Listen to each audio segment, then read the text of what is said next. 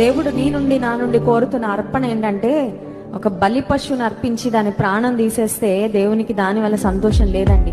సజీవ యాగంగా, as a living sacrifice, బ్రతికినంత కాలము, దేవుడు ఆయుష్ ఇచ్చినంత కాలము, ఈ లోకంలో దేవుడు మనం ఉంచినంత కాలము, ఇదిగో ప్రభా నా జీవితం నీకు సమర్పిస్తున్నాను. ఈ నూతన సంవత్సరంలో అదే తీర్మానం తీసుకుందాం మనం.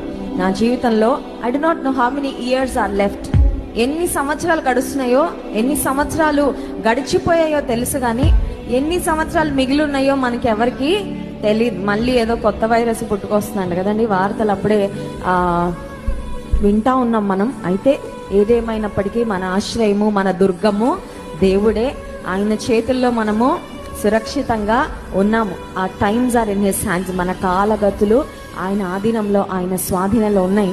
అయితే దేవుని బిడ్డలంగా మనం చేసుకోవాల్సిన తీర్మానం ఒకటే, నాకు ఇంకెంత కాలము జీవితాన్ని నువ్వు ఇచ్చావు ప్రభా, ఆ జీవితం అంతా నీ కొరకే నేను బ్రతుకుతాను. ఇంకొకసారి పాడదామా? నా దేహం నీ ఆలయమే, నా సర్వం ఇదిగో ప్రభా నీవు నివసించే ఆలయము నా హృదయమే. నా హృదయాన్ని ఒక ఆలయంగా నేను మార్చుకుంటున్నానయ్యా. I want you to reside in my heart. నా హృదయంలో నీవు నివసించాలని, రాజుగా నా జీవితంలో నిన్ను ప్రతిష్ఠించాలని కోరుతున్నానని ఈ చక్కని